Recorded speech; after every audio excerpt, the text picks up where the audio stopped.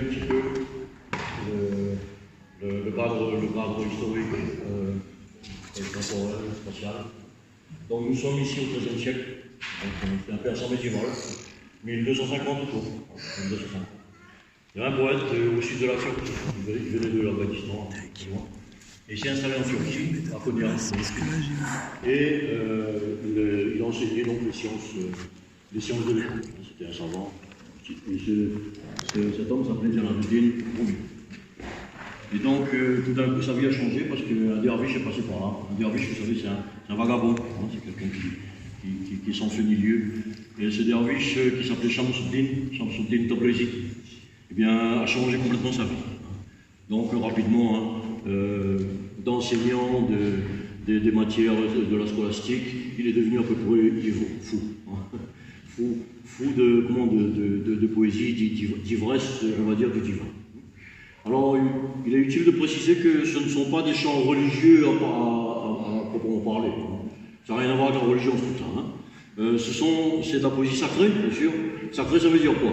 Ça veut dire simplement on parle du divin, on parle des sciences intérieures, on parle surtout de l'état du pèlerin qui est en chemin, hein, vers le divin.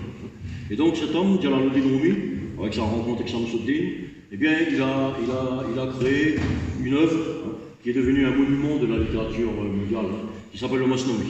Le Masnawi, une œuvre en 6 tomes, 28 000 distiques, 56 000 vers. Hein. Vous savez, les distiques, ce sont des vers qui se répondent, hein, par deux. Et donc, cette œuvre, depuis 8 siècles, presque 8 siècles, eh bien, c'est le centre même de toute la réflexion du soufisme, au moins dans tout le sous-continent indien. C'est parti de la Turquie et ça va vers l'Inde. Moi j'ai appris en Inde. Et donc c'est le centre du soufisme, ça veut dire que, eh bien, ici on ne parle pas de croyance ou quoi que ce soit d'autre. Hein. Tout ce qui nous réunit, tous les gens qui se réunissaient autour de Rumi, eh c'était des gens qui étaient des amoureux simplement. Des amoureux de tout ce que vous voulez. L'amour n'a pas besoin de complément. Le mot amour se suffit à lui-même. Et donc, depuis presque 8 siècles, c'est le centre des ordres initiatiques soufis en Inde. Moi, je viens un peu de là-bas. Et donc, j'ai eu il y a quelques années un professeur. Hein. Donc, je n'ai pas étudié le Masnawi comme œuvre littéraire dans l'université. Je l'ai étudié avec un vieux monsieur. Je m'appelle le vieux monsieur. Il est mort il y a quelques années. C'était un peu mon ami aussi. Hein. Voilà. Et cet homme était héritier du Masnawi, hein, héritier de Rumi, et il enseignait cela. Comme lui est parti, il a quitté ce monde, les petits jeunes comme moi, on reprend un peu le flambeau. On essaie de redonner ce que les vieux nous ont donné. Hein. Ils nous ont donné beaucoup. Si on peut simplement retranscrire le 10e de ce qu'ils nous ont donné, c'est déjà énorme. Hein. Donc voilà. Et le persan, vous savez, le persan classique, le persan médiéval, c'est une langue très simple, très belle, très musicale. Hein. Et donc, j'ai appris le persan avec ce vieux monsieur-là. Et apprendre le persan juste pour entrer dans la signification même de la poésie persane. Et s'il y a un mot, si on cherche un mot qui doit résumer toute la poésie persane et surtout la poésie de Rumi, c'est bien le mot amour. Hein. C'est le mot ishq, simple. L'amour, la bienveillance, simplement. À un moment donné, se détacher du monde, quitter un peu ce matériel-là, dans lequel on est obligé de vivre, bien sûr, hein. Mais quitter cela un peu dans nos pensées, dans nos émotions, pour pouvoir aller au bout, les gars, hein. Chacun à sa route. Hein. Comme on dit chez nous, il y a autant de chemins que de pèlerins. Hein. Autant de chemins que de pèlerins. Seulement quand les pèlerins se rencontrent, eh bien, il faut qu'ils s'aiment, simplement, hein, qu'ils essaient de donner à l'autre. Et Rumi dit lui-même, quand on donne, il ne faut pas penser à recevoir. Recevoir, ça ne signifie rien, ça. Il faut donner. Il faut donner sans suite. Alors, le Masnawi se chante a cappella, peut-être, je ne sais pas trop, je marche un peu au feeling aussi, hein, à l'inspiration. Hein. Je vais peut-être chanter un peu a cappella aussi. Ça se chante aussi en instrument. Aujourd'hui, le Masnawi est devenu ce qu'on appelle les derviches tourneurs. Hein. Les derviches tourneurs de Turquie, bien, eux, ils chantent le Masnawi avec leurs instruments. Hein. Il y a le ney qui est la flûte, le rebab qui est le petit violon là, le koudoum qui est le tambourin. Seulement moi, moi je suis né dans le bitume et dans l'époque de Woodstock. C'est-à-dire que moi, ma musique, c'est pas la musique arabe, c'est pas la musique orientale, que j'admire beaucoup, bien sûr. Hein. Ma musique à moi, c'est des petites ballades folk à la Dylan, à la zone belge, hein, tranquille. C'est de ma jeunesse. Et donc, j'adapte un peu cette petite musique que je fais à la guitare, l'harmonica aussi, avec les vers du Masnaoui. Alors, pour la petite histoire, je m'adresse à nos amis musiciens. Vous savez, en Occident, dans la grille musicale, tout est pair. Hein. Les mesures, etc., 4, 8, même les mesures impaires comme 3 ne donneront pas un multiple qu'on arrive à 11. Pourquoi? Parce que les vers du Masnaoui, c'est de 11 pieds. C'est un peu compliqué. Je ne sais pas pourquoi ils ont fait ça. C'est des gens un peu tordus. Je ne sais pas pourquoi. Alors pendant des années, j'ai essayé de chanter ce Masnaoui de 11 pieds avec la grille de mesure de la musique occidentale. Je n'arrivais pas parce qu'à un moment donné, si c'est carré, il y a un truc en trop, un truc en moins. Et puis comme je connais un petit peu mon Masnaoui, un jour c'est venu, il y a quelques années. Alors maintenant, je peux le chanter un peu comme je veux. Alors je fais ma petite musique à moi, qui est un peu de l'impro, hein, c'est de l'impro de ma jeunesse, hein, en folk, et je chante un Masnaoui là-dessus. Quelquefois, il peut y avoir des petits couacs de mesure, mais sans plus. Voilà. Sans plus.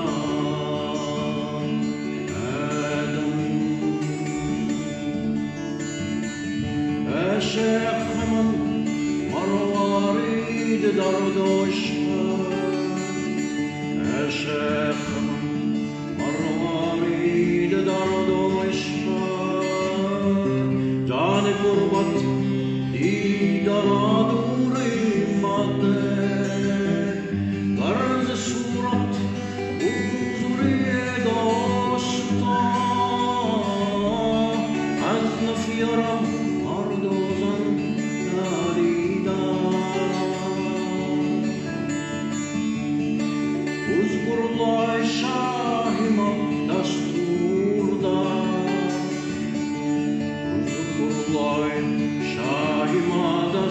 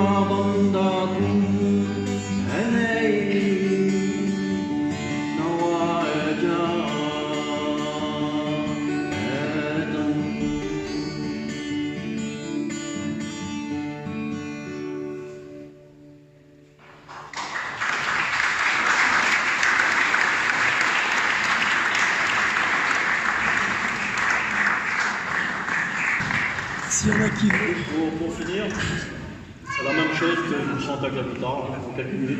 Je vais vous le faire un peu a cappella. Voilà. C'est une autre forme d'expression. On verra après, vous pouvez poser des questions. Pour ceux qui veulent, je peux traduire un petit peu pour vous aussi, pour donner une idée de ce dont parle ce monsieur-là, monsieur Romy. Vous savez, le Masnaoui commence par écoute la flûte. Bishnawazne, écoute la flûte. Quelle histoire elle a? Bishnawazne, tu dis Kayat. Mais écoutez, quelle histoire là? La flûte, les maîtres disent que la flûte c'est nous-mêmes. La flûte, nous sommes séparés de nos origines, nous sommes séparés de ce pays, de ce royaume d'où les armes viennent. Eh bien, quand on en est conscient, eh bien, on pousse un soupir de plaintif, un peu comme la flûte. La flûte possède un son assez triste, plaintif. Donc, la flûte c'est l'être humain, c'est le corps. Et donc, Bishnawazne tu Nikayat Mekonat Ashdudai, et de sa plainte, Ha Shikayat. De sa plainte, on comprend son soupir, le soupir de la flûte. Ha Gad Mekonat. Kaz Yestan, depuis qu'on m'a coupé. Kaz Yestan Tamura Bugrida, depuis qu'on m'a coupé de la jonchée. La flûte, ça vient de. C'est un être vivant, ça vient de la jonchée, du marais roselier, comme on dit. Eh bien, quelqu'un est passé la journée, l'a coupé. Eh bien, Kaz Yestan Tamura. Depuis qu'on m'a coupé de la jonchée, Asnafiram, de mes plaintes, Mardozan, les hommes et les femmes, Nalina, pleurent. Les hommes et les femmes pleurent en entendant ma plainte. Et donc, c'est le tout début du Masnaoui. Vous savez, le Masnaoui, c'est comme la poésie persane, c'est une littérature anecdotique. Il y a plein d'histoires, des milliers d'histoires, avec des centaines de personnages. Bon, moi je ne me suis pas trop occupé de ça, c'est ce que je me suis occupé surtout de l'enseignement de Rumi, enfin on m'a enseigné ça. Ça veut dire que quand vous lisez le Masnaoui, même en français, hein, il y a une histoire, hein, vous lisez la petite histoire avec des personnages, des animaux, etc. Et puis à chaque page, il y a 2 vers, 4 vers ou 6 vers, on ne sait pas trop ce que ça fout ça. Ça ne veut rien dire, ça n'a plus rien à voir avec l'histoire, et à chaque page. Et donc, en général, les Occidentaux n'ont pas trop traduit ces vers. Parce que quand on le traduit, ça ne veut pas dire grand-chose. Et donc, mon professeur, lui, il m'a enseigné ça, simplement ça, uniquement ça. Je ne connais pas toutes les histoires du Masnaoui, etc., qu'on étudie à l'université. Quand j'étais à Bruxelles, par exemple, il y avait des universitaires dans mon assemblée. Hein. Eh bien, ces gens-là connaissaient le Masnaoui beaucoup plus que moi. Hein. C'est des universitaires. Hein. Mais ces vers-là, c'est moi qui les traduisais, parce qu'on m'a appris, simplement. Moi, je suis simplement un perroquet, je répète ce que j'ai entendu des anciens, simplement. Et donc, tout ce que contient le Masnaoui, tous les personnages, c'est l'être humain lui-même. Hein, c'est l'être humain lui-même en quête sur la voie vers le divin et dans les différentes étapes du divin. On ne ressent pas la même chose. Et Rumi décrit tout cela.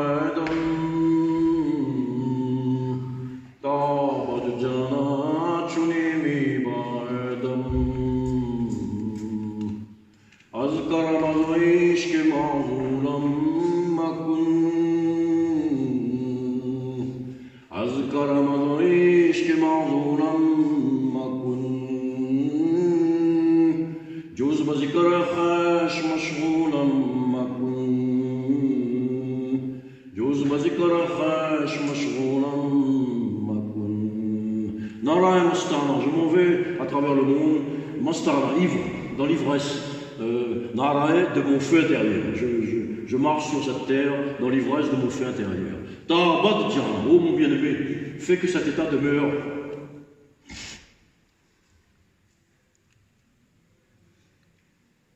Fais que cet état demeure à jamais. Ta'abad, à jamais. Azkara mazrish ki ma'voulam makou. Par ta grâce, laisse-moi dans l'amour. Laisse-moi dans ton amour. Et fais que je ne m'occupe plus de rien d'autre que de toi. Que tant que je vis sur cette terre, fais que je sois détaché de tout ça. Libère-moi de tout ça. Et fais que je ne m'occupe plus que de ton amour.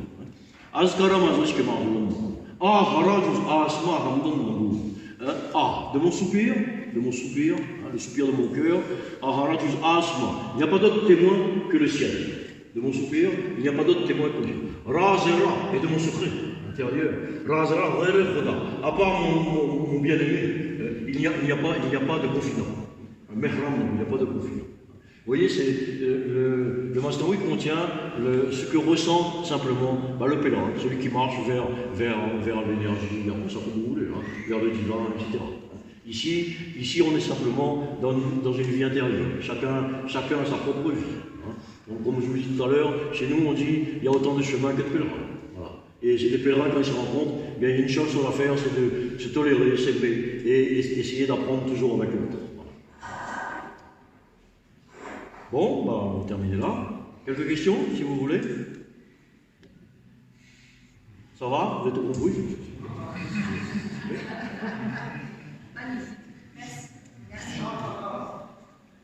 Chante encore, il a dit, je crois.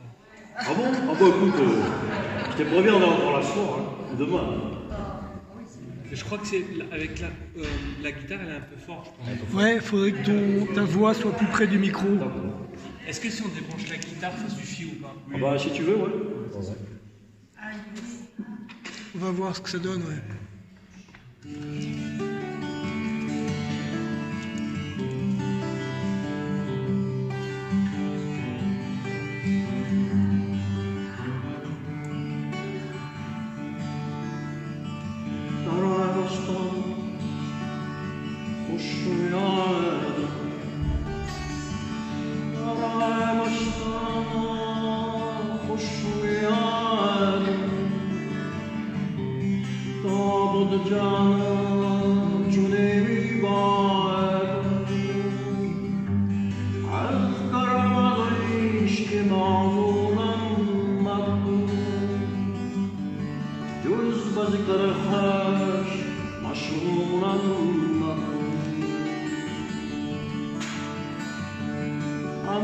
hakra va nazar kimya kunanda anke hakra va nazar kimya kunanda ayam ke goshay chashme va kunanda hanjabi tu khobbar يقيدا كراز تشرما چه نشستی دور چون بگانگا چه نشستی دور چون بگانگا اندر در خلقا دیوانگا در خلقه دیوانگا اذكر الله شاهما دستوردا اذكر الله شاهما دستوردا اندر آتش دید عمر نوردا منچه گویم روحچه لذت چسی از لبینا دیده صد بوسارسی اشم مروارید درد عشق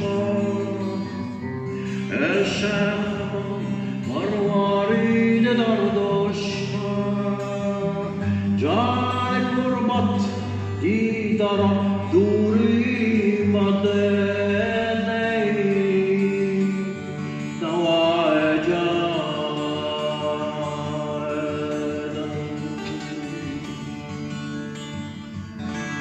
از محبت میسا ذری شودم از محبت دلخواه شیری شودم از محبت شرموشه می شودم از محبت دیاهوره می شودم از محبت نار نوره می شودم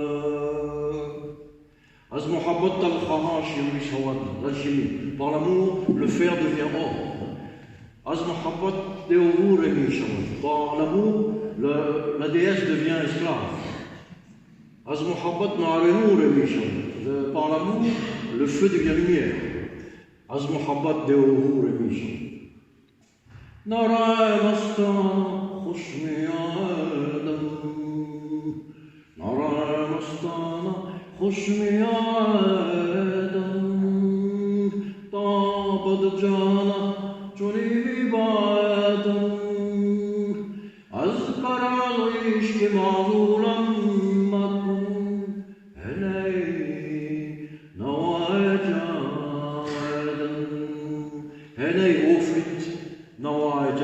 Ton son vient de l'éternité. Et ton son vient de l'éternité. Merci, mes amis. Merci.